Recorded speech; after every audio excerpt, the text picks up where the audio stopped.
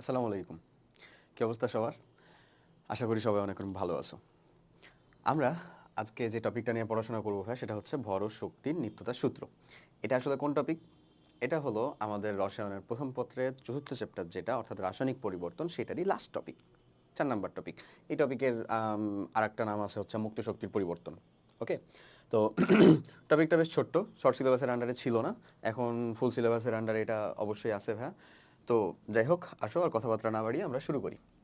এই টপিক সম্পর্কে পড়তে হলে তোমাদের বেসিক কিছু জিনিসপত্র প্রথমেই ভালো মতন শেখা লাগবে।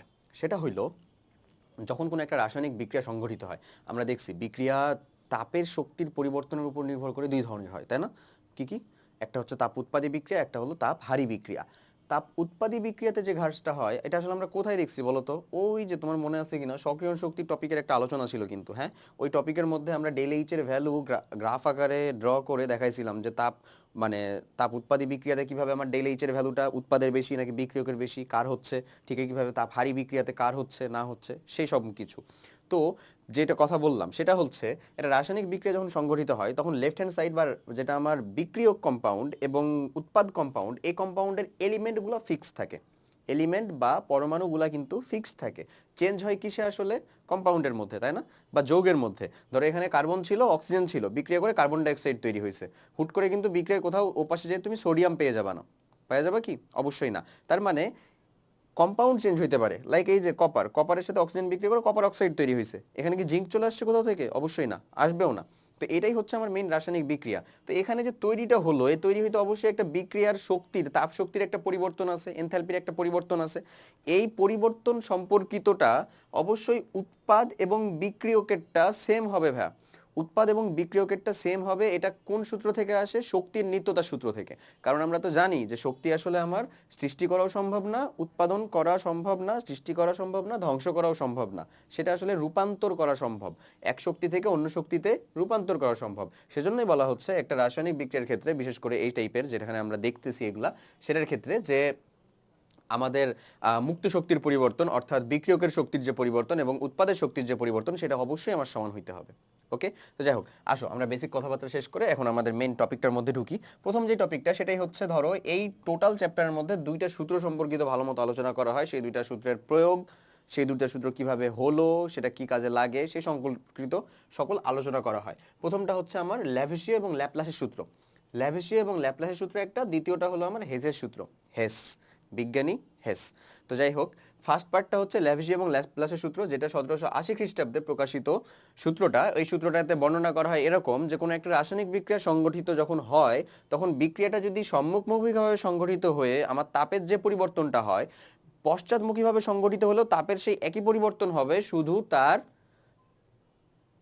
চিহ্নটা হবে হচ্ছে উল্টো। বীজগাণিতিক চিহ্নটা হবে হচ্ছে এক্স্যাক্ট উল্টো। ধরো এই কথাটা যদি বোঝা যায় বা না বোঝা যায়, তাহলে আমরা সুন্দর মতন এটা বোঝার জন্য একটা জিনিস করতে পারি। সেটা হলো, আমরা একটা এরকম রাসায়নিক বিক্রিয়া দেখছি না ভাই, অ্যামোনিয়া তৈরির বিক্রিয়াটা N2+3H2। এই যে আমার অ্যামোনিয়া যে ফর্ম হচ্ছে, হ্যাঁ, অ্যামোনিয়া, এই অ্যামোনিয়া বিক্রিয়ার ক্ষেত্রে ডেল এইচ এর পরিবর্তনটুকু কত হয় বলতো? -92.3 এরকম কিলোজুল পার মোল, এমন হয় ভাই। তো এই বিক্রিয়াটার ক্ষেত্রে, এর বিক্রিয়াটাকে আমরা কি বলতেছি? এটা হচ্ছে আমার এক্সোথার্মিক বা তাপ উৎপাদী, এমন বলতে পারি, তাই না? ওকে, যদি চেঞ্জ করে ফেলি এই বিক্রিয়াটা, ধরো পশ্চাৎমুখীভাবে সংগঠন করতেছি এই বিক্রিয়াটা, অ্যামোনিয়া থেকে কি তৈরি হবে তাহলে? নাইট্রোজেন প্লাস নাইট্রোজেন এবং হাইড্রোজেন। এবং এই সকল ক্ষেত্রে বিশেষ করে, অন্তত এখন যখন তুমি এই বিক্রিয়াগুলো লিখবা, তখন ট্রাই করবা যেন বিক্রিয়ার আমার সমতাটা ঠিক থাকে, মানে লেফট হ্যান্ড সাইড এবং রাইট হ্যান্ড সাইডে সমতা যেন বজায় থাকে। ওকে, তাহলে এক্ষেত্রে ডেল এইচ এর পরিবর্তনটা কত লেখা যায় জানো? এর ক্ষেত্রে লেখা যায় হচ্ছে +92.3 কিলোজুল পার মোল। এই কথাটাই এই কথাটাই বলে গেছিলেন কারা? ল্যাভেসিয় এবং ল্যাপ্লাস। তিনি বলেছেন যে একটা রাসায়নিক বিক্রিয়া যদি সম্মুখমুখীভাবে সংগঠিত হয়, তাহলে আমার তাপশক্তির যে পরিবর্তনটা ঘটবে, পশ্চাৎমুখীভাবে সংগঠিত হলেও এক্স্যাক্ট সেই পরিবর্তনটাই ঘটবে, শুধু চিহ্নে বিপরীত হয়ে যাবে। জাস্ট তাপ পরিবর্তনের যে চিহ্নটা বা সাইনটা, সেটা চেঞ্জ হয়ে যাবে। অর্থাৎ প্রথমটা যদি পজিটিভ হয়, পরেরটা নেগেটিভ হবে, প্রথমটা যদি নেগেটিভ হয়, তাহলে পরেরটা পজিটিভ হবে। এই জাস্ট এই একটা কথা, ঠিক আছে? এটা আসে হচ্ছে ল্যাভেসিয় এবং ল্যাপ্লাসের সূত্র থেকে। ওকে, সো তুমি যদি এখন দেখো এই কথাটা এখানে বলা ছিল যে কোনো রাসায়নিক বিক্রিয়া যে পরিমাণ এনথালপির পরিবর্তন ঘটে, যে পরিমাণ এনথালপির পরিবর্তন ঘটে, ওই বিক্রিয়াটি বিপরীত দিকভাবে সংঘটিত হলেও একই পরিমাণ এনথালপির পরিবর্তন ঘটবে, তবে চিহ্ন হবে হচ্ছে বিপরীত। এটাই হচ্ছে এখানকার মেইন কথা। ঠিক আছে, ধরে নাও এই একটা বিক্রিয়া, কপারকে আমরা অক্সিজেনের প্রেজেন্সে কম্বিউজ করতেছি বা দহন করতেছি, কপার অক্সাইড তৈরি হলো। এইটাতে পরিবর্তন হয়েছে কত? -157 কিলোজুল পার মোল। ঠিক, এটা যদি বিপরীতভাবে সংঘটিত হইতো, কপারটাকে ভেঙে যদি আমার অক্সিজেন এবং কপারে নিয়ে যেতে, কপার অক্সাইডকে ভেঙে যদি আমি অক্সিজেন এবং কপারে নিয়ে আসতে চাই, তাহলে আমার আমার এই বিক্রিয়াটাতে শক্তি প্রদান করতে হবে কত? এই 157 কিলো জুল, এতটুকু। ওকে, সাইনটা হয়ে যাবে আমার পজিটিভ। এই কথা বলা হয়েছে আমার ল্যাবজিয়ে এবং ল্যাপ্লাসের সূত্রতে। ওকে, এখানে দেখো এই যে এক্স্যাক্ট কপার অক্সাইডকে যদি আমরা হিট দিয়ে ভেঙে কপার এবং অক্সিজেনকে আলাদা করতে চাই, তাহলে আমার হয়ে যাচ্ছে সেটা কত? Just positive. বুঝা গেছে ভাইয়া এই একই কথাটা? ওকে, এখন দেখো এখানে একটা সুন্দর মতন ব্যাপারটা উপস্থাপন করা আছে, সেটা হচ্ছে বন্ধন গঠন প্রক্রিয়াটি তাপ উৎপাদী প্রক্রিয়া। বন্ধন গঠন মানে কপার অক্সাইড যে পরিবর্তন, কপার অক্সাইডটা তৈরি হয়েছিল না, কপার অক্সাইড বন্ধন গঠন হচ্ছে এই প্রক্রিয়াটা তাপ উৎপাদী, কারণ ডেল এইচ এর ভ্যালুটা নেগেটিভ। আমরা তো জানি ডেল এইচ নেগেটিভ হলে সেটা কি? তাপ উৎপাদী বা এক্সোথার্মিক রিঅ্যাকশন। ঠিক একইভাবে তাই ডেল এইচ এর মান ঋণাত্মক হয়েছে। দ্বিতীয় বিক্রিয়ায় কপার অক্সাইডের বন্ধন বিয়োজন ঘটেছে, বিয়োজন প্রক্রিয়াটি হচ্ছে তাপহারী প্রক্রিয়া, তাই ডেল এইচ এর ভ্যালুটা সেখানে ধনাত্মক হয়েছে। এই কথাবার্তাগুলো তো আমরা জানি, এগুলো তো খুবই বেসিক কথা, এটা আমরা শিখছিও প্রথম যখন আমরা ফার্স্ট টপিক যখন এটা কভার করি তখন। এরপরে আসো, এরপরের সূত্রটা হচ্ছে হেসের সূত্র। ল্যাপ্লাসিয়ান এবং ল্যাপ্লাসের সূত্রটা ওখানে শেষ, এটার অ্যাপ্লিকেশন আছে ম্যাথের মধ্যে, আমরা সেটা দেখবো, নো প্রবলেম। বাট এর পরের সূত্রটা যেটা থিওরিটা আমরা কমপ্লিট করে ফেলি, সেটা হচ্ছে হেসের সূত্র। হেস কি বলে গেছেন? আচ্ছা, হেসের সূত্রটাতে হেস বলে গেছেন যদি কোনো একটা রাসায়নিক বিক্রিয়ার প্রোডাক্ট এবং মানে রাসায়নিক বিক্রিয়ার বিক্রিয়ক এবং উৎপাদ ফিক্স থাকে, মানে ধরে নাও এই যে কোনো একটা রাসায়নিক বিক্রিয়ায় এ থেকে সি তৈরি হচ্ছে, এটা হচ্ছে রাসায়নিক বিক্রিয়ার উৎপাদ এবং এইটা হচ্ছে আমার রাসায়নিক বিক্রিয়ার কি বলো, এটা হচ্ছে আমার রাসায়নিক বিক্রিয়ার বিক্রিয়ক, এটা হচ্ছে আমার রাসায়নিক বিক্রিয়ার উৎপাদ। যদি এটা ঠিক থাকে তাহলে সেই রাসায়নিক বিক্রিয়াটা এক ধাপে সংঘটিত হোক অথবা একাধিক ধাপে সংঘটিত হোক, টোটাল এনথালপির পরিবর্তনটা ফিক্সড থাকে। অর্থাৎ ধরো এখানে আমার ডেল এইচ এর পরিবর্তনটা হচ্ছে কত? H1 ধরো আমরা বললাম। ওকে, এই বিক্রিয়াটা এখন এ থেকে সিতেই পরিণত হচ্ছে, কিন্তু সেটা কয়েকটা ধাপে, ধরো এ থেকে বিতে পরিণত হচ্ছে, বি থেকে সিতে পরিণত হচ্ছে। এখানে আমার ডেল এইচ মানে পরিবর্তন যেটা হচ্ছে সেটা ধরে নিলাম আমরা, ধরো এখানে আমাদের H2 পরিবর্তন হচ্ছে, এখানে আমাদের H3 পরিবর্তন হচ্ছে। তা আলটিমেটলি এই টোটাল রাসায়নিক বিক্রিয়াটাকে আমরা সাম আপ আকারে এরকম ভাবে লিখতে পারি না ভাইয়া? এ থেকে সিতে পরিণত হচ্ছে, এখন আমরা বলতে পারি এ থেকে বিতে পরিণত হচ্ছে, বি থেকে আবার সিতে পরিণত হচ্ছে, এমন। তাহলে এইখানে যেই এনথালপির পরিবর্তন হচ্ছে সেটাকে H1 বলছি, এটা হচ্ছে আমার H2, এটা হচ্ছে আমার H3। তো হেস বলে গেছেন যে আমার যদি প্রোডাক্ট এবং বিক্রিয়ক এবং প্রোডাক্ট যদি ফিক্স থাকে, তাহলে কোনো একটা রাসায়নিক বিক্রিয়া এক ধাপে সংঘটিত হোক অথবা একাধিক ধাপে সংঘটিত হোক, টোটাল বিক্রিয়ার এনথালপির পরিবর্তনটা হয় হচ্ছে সেম। তাহলে এই বিক্রিয়া অনুযায়ী আমরা এরকম বলতে পারি না H1 ইকুয়ালস টু হচ্ছে আমাদের H2 প্লাস H3, এমন বলা যায় না? এই হেসের সূত্রের মেইন ফাংশন হচ্ছে এইটাই, এটার অ্যাপ্লিকেশন আছে বহুমুখী। হেসের সূত্রটার অ্যাপ্লিকেশন বহুমুখী, ল্যাভিশিয়ার ল্যাপ্লাসের থেকে হেসের সূত্র প্রয়োগটা হচ্ছে অনেক বেশি ইম্পর্টেন্ট। ঠিক আছে, তো যাই হোক, কনসেপ্টটা বোঝা গেছে হেসের সূত্রের। সেটা হলো, দেখো এখানে বলছে যদি কোনো রাসায়নিক বিক্রিয়া প্রারম্ভিক এবং শেষ অবস্থায় স্থির বা একই থাকে, প্রারম্ভিক মানে বিক্রিয়ক এবং উৎপাদ যদি ফিক্স থাকে কোনো একটা রাসায়নিক বিক্রিয়া, তবে সেই বিক্রিয়া এক বা একাধিক ধাপে সংঘটিত হোক না কেন, প্রতি ক্ষেত্রেই বিক্রিয়া এনথালপির পরিবর্তনের ভ্যালুটা সেম হবে। দেখো প্রারম্ভিক অবস্থা থেকে যদি ফিক্সড সি তৈরি হয়, তাহলে সেটা বি থেকে হয়ে সিতে পরিণত হোক অথবা এ থেকে ডিরেক্ট সিতে পরিণত হোক, বি থেকে সিতে পরিণত হয়েও যে পরিমাণ এনথালপির পরিবর্তন হবে এই দুইটা এখানকার ডিরেক্ট পরিবর্তন হলেও একই পরিমাণ হইতো, এই দুইটার যোগফল আর এই ভ্যালুটা সেম হবে, এটাই এখানে করছে। বুঝছো? এটা হচ্ছে তোমাদের সেই হেসের সূত্র। ঠিক আছে ভাই? ওকে, এখন তুমি হেসের সূত্রের প্রয়োগটা দেখতে পাবা। হেসের সূত্রের প্রয়োগটা হচ্ছে বহুমুখী। তো তার আগে ধরো এই যে একটা উদাহরণ দেখো, কার্বন ডাইঅক্সাইড নিম্নোক্ত দুই ধাপে প্রস্তুত করা যেতে পারে। প্রথমে ধরে নাও, এটা উদাহরণটা দিয়ে ভালো মতন বুঝতে পারবা। ফার্স্ট অফ অল আমি কার্বনের সাথে যদি অক্সিজেনকে কম্বিউস্ট করি, ডিরেক্ট কার্বন ডাইঅক্সাইড তৈরি করে ফেলতে পারি। এখানে আমার বিক্রিয়ার পরিবর্তন কতটুকু হয়? বিক্রিয়া এনথালপির পরিবর্তন হয় -393.5 কিলোজুল। ওকে, এখন আমি এই ধাপটাকে দুই ধাপে ভেঙেও করতে পারি। কিভাবে? কার্বনের সাথে প্রথমে আধা মোল অক্সিজেন বিক্রিয়া করায় কার্বন মনোঅক্সাইড তৈরি করলাম, কার্বন মনোঅক্সাইডের সাথে আবার আধা মোল বিক্রিয়া করিয়ে আমি কার্বন ডাইঅক্সাইড তৈরি করলাম। এই তো কার্বন মনোঅক্সাইডের প্রথম ধাপটার ক্ষেত্রে আমার বিক্রিয়ার এনথালপির পরিবর্তন ছিল 110.5 কিলোজুল। টোটাল শক্তির পরিবর্তন কিন্তু কার্বন থেকে কার্বন ডাইঅক্সাইডই কিন্তু তৈরি হচ্ছে, তাই না? কার্বন থেকে কার্বন ডাইঅক্সাইডই কিন্তু পরিবর্তন হচ্ছে। তার মানে এখানকার এই দুইটা প্রসেসেরও যোগফল অবশ্যই আমার এটা সমান হইতেই হবে। তাহলে পরের প্রসেসটা কত? 283 কিলোজুল। এই দুই জায়গায় যোগ করলে দেখো আমরা 393.5 কিলোজুল পেয়ে যাই, যেটাই আমার প্রথমে এটা বলা হয়েছিল। ওকে, তো এটা তুমি অ্যাপ্লাই করতে পারো কিভাবে? অ্যাপ্লাই করতে পারো এভাবে যে কার্বন ডাইঅক্সাইড তৈরি হওয়ার প্রসেসটা একটু স্লো প্রসেস, বুঝছো? এটা সবসময় সংগঠিতও হয় না, অনলি যখন আমার অক্সিজেনের অভাব থাকবে তখনই সংগঠিত হয়। তাহলে সেই ক্ষেত্রে কার্বন ডাইঅক্সাইডের গঠন এনথালপি যদি আমি বের করতে চাই, ধরে নাও কার্বন মনোঅক্সাইড থেকে কার্বন ডাইঅক্সাইড তৈরি হওয়ার এই বিক্রিয়া এনথালপি তোমার কাছে দেওয়া আছে 283.5 কিলোজুল, ধরে নাও এটা দেওয়া আছে, ঠিক আছে? যদি ওইটা দেওয়া থাকে, এটা যদি দেওয়া থাকে 283.5 কিলোজুল, এবং তুমি যদি ডিরেক্ট প্রসেসটা জানো যে কার্বন থেকে কার্বন ডাইঅক্সাইড তৈরি করার প্রসেসটাতে এত কিলোজুলের পরিবর্তন ঘটে, এইটা তুমি জানো, এইটা জানো, তাহলে কার্বন মনোঅক্সাইডের যেটা গঠন এনথালপির ভ্যালু, এটা যদি বের করতে বলে সেটা পারা যাবে না ভাই এই হেজের সূত্রটা প্রয়োগ করে? এটাই হচ্ছে এটার মেইন অ্যাপ্লিকেশন, বুঝা গেছে? এই যে এখানে, যাই হোক আসো, এখানে তোমাকে অ্যাপ্লিকেশনগুলো ভালো করে বলেও দেওয়া আছে। ফার্স্ট অ্যাপ্লিকেশনটা দেখো কি বলছে, তাপ রাসায়নিক সমীকরণের ক্ষেত্রে যোগ বিয়োগ গুণ প্রভৃতি রাসায়নিক বিক্রিয়ায় প্রক্রিয়া সমূহ আমরা প্রয়োগ করতে পারি, এটা একটা অ্যাপ্লিকেশন। সেকেন্ড অ্যাপ্লিকেশন হচ্ছে ধীর গতি বা অসম্পূর্ণতার জন্য যে সকল রাসায়নিক বিক্রিয়ার এনথালপি পরীক্ষার মাধ্যমে বের করাটা কঠিন হয়, ধীর গতি এমন আছে না অনেক বিক্রিয়া যেটা অনেক ধীর গতির, তো ওই সকল বিক্রিয়ার ক্ষেত্রে আমরা ধরো ফাইনাল প্রোডাক্ট এবং মেইন প্রোডাক্টটা এটার ভ্যালু জানি, মানে ইন্টারমিডিয়েট প্রোডাক্ট থেকে ফাইনাল প্রোডাক্টের ভ্যালু জানি, বাট মানে আমার প্রথম প্রোডাক্ট থেকে ইন্টারমিডিয়েট প্রোডাক্টের যে চেঞ্জটা হচ্ছে এই ভ্যালুটা জানি না। এই ভ্যালুটা যদি আমরা বের করতে চাই, বের করতে পারবো না, এই হেজের সূত্র প্রয়োগ করার মাধ্যমে খুব সহজেই প্রয়োগ করতে পারবো। দেখো এই যে এখানে প্রথম যে পার্টটুকু তারা প্রয়োগ করছে, এইটা আমি যেটা বললাম ওইটাকে ধরে এক্স ধরে নিছে, তারপরে তখন এক্স এর ভ্যালুটা অর্থাৎ এই যে আমার কার্বন মনোঅক্সাইডের গঠন তাপটার ভ্যালুটা নির্ণয় করছে। ওকে, তো আমরা এরকম আরেকটা অ্যাপ্লিকেশন দেখি, ধরো এই যে খুব ফেমাস একটা অ্যাপ্লিকেশন হচ্ছে এইটা সালফার। সালফারের রূপভেদ অনেকগুলো আছে ভাই, তার মধ্যে রোম্বিক সালফার থেকে অক্সিজেনের সাথে বিক্রিয়া করলে সালফার ডাইঅক্সাইড তৈরি হয়, বুঝছো? রোম্বিক সালফার যেটা আছে, সেই রোম্বিক সালফার থেকে অক্সিজেনের সাথে বিক্রিয়া করলে সালফার ডাইঅক্সাইড তৈরি হলো, বিক্রিয়ার এনথালপির পরিবর্তন তোমাকে এখানে দেওয়া আছে। ঠিক একইভাবে মনোক্লিনিক, সালফারের মনোক্লিনিক যেটা রূপভেদ, সেটার সাথে অক্সিজেন বিক্রিয়া করলে সালফার ডাইঅক্সাইড তৈরি হচ্ছে, সেখানকার ভ্যালু কত দেওয়া আছে? -297.08 কিলোজুল। প্রথমটার ভ্যালু -296.79 কিলোজুল, এই দুইটা ভ্যালু দেওয়া।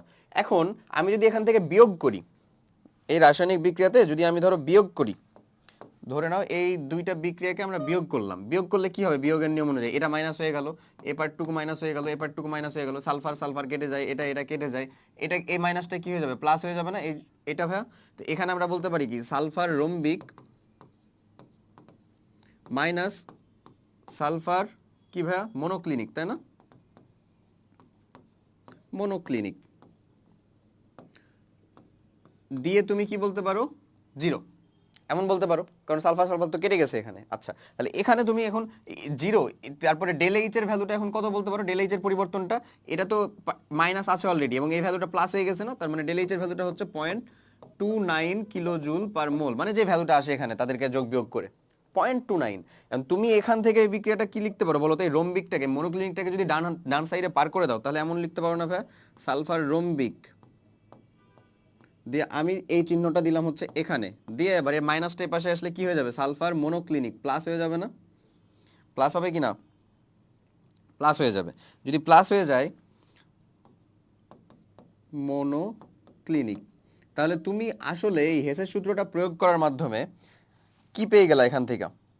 দেখো এখান থেকে আমরা খুব সুন্দর মতো সালফারের দুইটা রূপভেদের মধ্যে যদি ইন্টারচেঞ্জ হয়, তারা সালফার রোম্বিক থেকে সালফার মনোক্লিনিক হইতে কি পরিমাণ সময় লাগে বা কি পরিমাণ তাপশক্তির পরিবর্তন হয় সেটা পেয়ে গেলাম। এই তাপশক্তির পরিবর্তনটা কত হবে? ডেল এইচ এর ভ্যালুটা হচ্ছে এখানে যেটা পাইছো 0.29 কিলোজুল, বুঝতে পারা গেছে ভাই? কিলোজুল পার মোল। এই বিষয়টা তুমি সহজে এটার মাধ্যমে নির্ণয় করে ফেলতে পারো হেসের সূত্র প্রয়োগ করে, কিন্তু অন্যান্য ক্ষেত্রে কিন্তু যাইতো না, মানে এটা পরীক্ষালব্ধভাবে নির্ণয় করা বেশ স্লো প্রকৃতির হওয়ার জন্য অনেক সময় টাইম লেন্থি একটা বিষয়, কিন্তু খুব সহজেই আমরা কিসেরটা অ্যাপ্লাই করে হেসের সূত্রে অ্যাপ্লাই করলে এটার উত্তর বের করে ফেলতে পারি। এই হেসের সূত্রের প্রয়োগটা হচ্ছে এটা, ল্যাভজিয়ে ল্যাপ্লাসের কথা তো বলছি। এখানে দেখো একটা সুন্দর মতন ম্যাথ দেওয়া আছে, এই ম্যাথটা কমপ্লিট করবো আমরা। সেটা হচ্ছে বললো মিথেনের দহন এনথালপি হচ্ছে এত কিলোজুল পার মোল। ওকে, আচ্ছা, 1500 কিলো জুল শক্তি বা তাপ উৎপাদন করতে কি পরিমাণ অক্সিজেন মিথেনের দহনে প্রয়োজন হবে? কি পরিমাণ অক্সিজেন প্রয়োজন হবে? আলটিমেটলি কোশ্চেনের উত্তর কিন্তু সেইটা, বাট মিথেনের দহনে প্রয়োজন হবে। প্রথমে তোমাকে মিথেনের কি পরিমাণ মিথেন লাগবে সেটাও তো বের করতে হবে। তো ফার্স্ট অফ অল মিথেনের দহন বিক্রিয়ার ক্ষেত্রে CH4 প্লাস অক্সিজেন, এই মিথেনের দহন বিক্রিয়াটা যদি কমপ্লিট করো, কি তৈরি হবে বলো? কার্বন ডাইঅক্সাইড তৈরি হবে প্লাস পানি তৈরি হবে। এটা কি সমতা হয়ে আছে ভাইয়া? প্রবাবলি না। সমতা করার জন্য এখানে তুমি 2 দিবা, তাহলে এখানে তোমার 2 দেওয়া লাগবে। সমতা হয়ে গেছে এবার, ঠিক আছে? তাহলে এইটা মিথেনের 1 মোলের জন্য অক্সিজেন কয় মোল লাগতেছে? তুমি এটা মোলে হিসাব করতে পারো, গ্রামে হিসাব করতে পারো, নো প্রবলেম, ইচ্ছা তোমার। মোলের জন্য এটার লাগতেছে হচ্ছে ভাই 2 মোল। 1 মোল মিথেনের জন্য 2 মোল লাগতেছে। আমি প্রথমে আগে এটা বের করতে যাচ্ছি যে আমার 1500 কিলোজুল তাপ শক্তি উৎপাদন করার জন্য কত মোল আমার মিথেন গ্যাস লাগবে, সেটা আমরা প্রথমে বের করব। ওকে, তাহলে দেখো এটার মিথেনের দহন এনথালপি কত দেওয়া আছে? 890 কিলোজুল পার মোল। মানে 1 কিলোজুল থেকে 890 কি তৈরি হয়? তাপশক্তি, কিলোজুল তাপশক্তি তৈরি হবে। তাহলে 1 মোল মিথেন থেকে তুমি তাপশক্তি পাবা কতটুকু বলো তো? মিথেন থেকে তাপশক্তি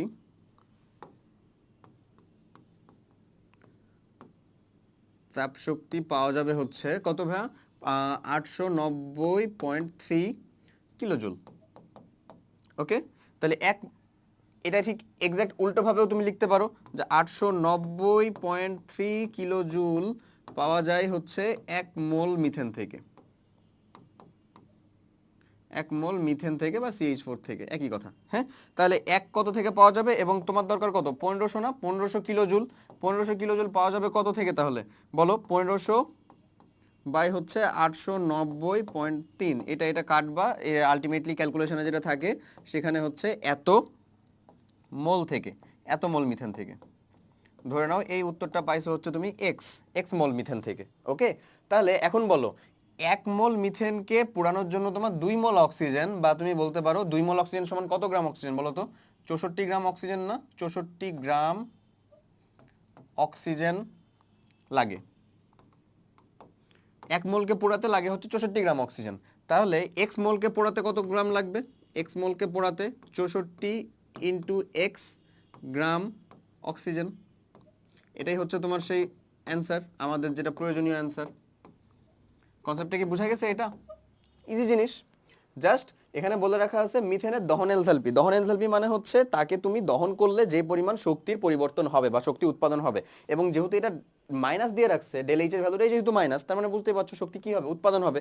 এবং আমরা এটা জানিও আসলে কম্বিউশন বিক্রিয়া বা দহন বিক্রিয়াতে শক্তির কি হয়? শক্তি উৎপন্ন হয়, তাই না? তো শক্তি উৎপন্ন হলে সেই উৎপন্ন শক্তির পরিমাণটা এখানে বলে রাখছে কত? সেটা 1500 কিলোজুল। এই 1500 কিলোজুল তাপ শক্তি উৎপাদন করতে কি পরিমাণ অক্সিজেন মিথেনের দহনের প্রয়োজন হবে, এটাই তোমার এখানে চাইছে আসলে। তো কি পরিমাণ প্রয়োজন হবে এখানে যেটা দেখতেছো মিথেনের, আমরা প্রথমে মিথেনের দহন বিক্রিয়াটা লিখছি, সমতা করছি, এটা কার্বন ডাইঅক্সাইডের পানি তৈরি হচ্ছে সেইটা। এখন 1 মোলের জন্য, বা ধরো 1 মোল মানে কত গ্রাম, ইচ্ছা, প্রয়োজন নাই গ্রামে হিসাব করার, মোলে হিসাব করলে এনাফ। 1 মোলের জন্য 2 মোল অক্সিজেন দরকার। 1 মোল মিথেনের জন্য 2 মোল অক্সিজেন প্রয়োজন হচ্ছে। তারপরে আমরা এটা খুঁজে বের করব যে আমার এত জুল তাপ উৎপাদন করতে কত মোল মিথেন প্রয়োজন হয়। তো এটা তো কিলোজুল পার মোল দেওয়া আছে, তাই না ভাই? তার মানে 1 মোলে আমরা কত জুল পাবো শক্তি? 890। 1 মোলের বিপরীতে আমরা তাপ শক্তি পাবো হচ্ছে 890, অথবা এটা বিপরীতভাবে এরকম ভাবে বলতে পারি যে 890.3 কিলোজুল শক্তি পাবো কত মোলের বিপরীতে? 1 মোলের বিপরীতে, বা 1 মোল মিথেনের মানে 1 মোল মিথেন থেকে। তাহলে 1 কিলোজুল তাপ শক্তি পাবো কত থেকে? আর আমাদের যেটা দরকারি সেটা হচ্ছে এই যে 1500 কিলোজুল, এটা বলছে না 1500 কিলোজুল তৈরি করতে। তাহলে 1500 কিলোজুলের জন্য কতটুকু পাবো সেটাকে আমরা ধরে নিলাম। এই যে ক্যালকুলেশন 1500 বাই হচ্ছে 890.3, এটার ভ্যালু যদি এক্স হয়, এটা তুমি ক্যালকুলেটরে বসাবা, পাবা এক্স মোল। তাহলে তুমি বলো 1 মোলকে পোড়াতে আমার দরকার হয় 2 মোল অক্সিজেন বা 64 গ্রাম অক্সিজেন, তাই না? কত গ্রাম? 64 গ্রাম অক্সিজেন। 1 মোলকে পোড়াতে 64 গ্রাম লাগে, এক্স মোলকে পোড়াতে কত লাগবে? 64 ইন্টু এক্স, এই যে এত গ্রাম অক্সিজেন, সেটাই হচ্ছে তোমার প্রয়োজনীয় উত্তর। এখানে বলে দিছে যে কত কি পরিমাণ অক্সিজেন প্রয়োজন হবে। কথা ক্লিয়ার ভাইয়া? জাস্ট এইটুকুই। যাই হোক, তো আমাদের এর পরের বিক্রিয়াটা দেখো। পরের বিক্রিয়াতে প্রশ্নের এটা দেওয়া আছে অ্যাসিটিক অ্যাসিডের সাথে অক্সিজেন বিক্রিয়া করে এ এবং বি তৈরি করতেছে। এটাও একটা দহন বিক্রিয়া। এই এর ভ্যালুটা হচ্ছে কার্বন ডাইঅক্সাইড, অবভিয়াসলি ভাইয়া, সরি, এর বিক্রিয়াটা হচ্ছে পানি দিছে, আচ্ছা নো প্রবলেম। এ হচ্ছে পানি, বি হচ্ছে তোমার কার্বন ডাইঅক্সাইড। এই যে দেখো এখানে যেহেতু দেওয়া আছে কার্বনের সাথে অক্সিজেন বিক্রিয়া করে বি তৈরি করতেছে, তার মানে বি হচ্ছে কার্বন ডাইঅক্সাইড। ওকে, এটা হচ্ছে তোমার কার্বন ডাইঅক্সাইড, নো প্রবলেম। সবই 2 মোল করে দেওয়া আছে, তো তুমি চাইলে চেঞ্জ করতেও পারো, ব্যাপার না। তাহলে এই কোশ্চেন থেকে তোমাকে চাইছে আসলে উদ্দীপকের আলোকে অ্যাসিটিক অ্যাসিডের গঠন তাপ নির্ণয় করো, এমন। তো এই কোশ্চেনের আলোকে তুমি যদি গঠন তাপ নির্ণয় করো, তাহলে সেই ক্ষেত্রে তোমাকে যে জিনিসটা লেখা লাগবে বা এই বিক্রিয়া থেকে তুমি যে জিনিসটা লিখতে পারো সেটা অনেকটা এই রকম। আমি এটা লিখে দেখাই। সেটা তুমি লিখতে পারো ডেল এইচ এর ভ্যালুটা আসলে এদের গঠন তাপ এবং এদের গঠন তাপের বিয়োগ ফলের সমান হয়। ডেল এইচ এর ভ্যালুটা, এই যে ডেল এইচ এর ভ্যালু আছে না ভাই, এই ভ্যালুটা হয় হচ্ছে এদের গঠন তাপ মাইনাস যদি তুমি এদের গঠন তাপ করো তাহলে তুমি পাবা হচ্ছে ডেল এইচ এর ভ্যালুটা। ঠিক আছে, তাহলে তুমি লিখতে পারো যে sorry 2 of del H of কি ভাইয়া বলো তো এ, 2 কেন দিলাম, কারণ তার 2 মোল আছে, দ্যাটস ওয়াই। প্লাস তুমি কত লিখতে পারো বলো তো, এখানে আছে কত 2 of del H of B, B এর গঠন তাপ। ওকে, এই দুইটার যোগফল থেকে তুমি উৎপাদে মানে বিক্রিয়কেরটা যোগফলটাকে কি করবা, বিয়োগ করবা। বিয়োগ যদি করো তাহলে কত হয়, আর একটা single del H of CH3COOH। ঠিক আছে, আচ্ছা এটা মিশাই, ওকে সরি, আবার এখানে আমার কি আছে, অক্সিজেনও আছে ভাই, তাই না, plus 2 of del H of oxygen equals to হচ্ছে আমার টোটাল ডেল এইচ, মানে যে ভ্যালুটা কত -817 কিলোজুল পার মোল।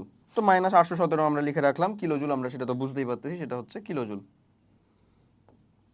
ঠিক আছে, এমন দেখো এখন এই যে পরের যে বিক্রিয়া দুইটা দেওয়া, এই বিক্রিয়া থেকে তুমি আসলে এ আর বি এর গঠন তাপ পেয়ে যাচ্ছ। হ্যাঁ, পরের প্রথম বিক্রিয়াটা দেখো, পানির গঠন তাপ দেওয়া আছে কত -285.85। তাহলে পানিরটা মানে হচ্ছে 2 গুণিত মাইনাস কত ভাইয়া 285.85 এমন লিখলা।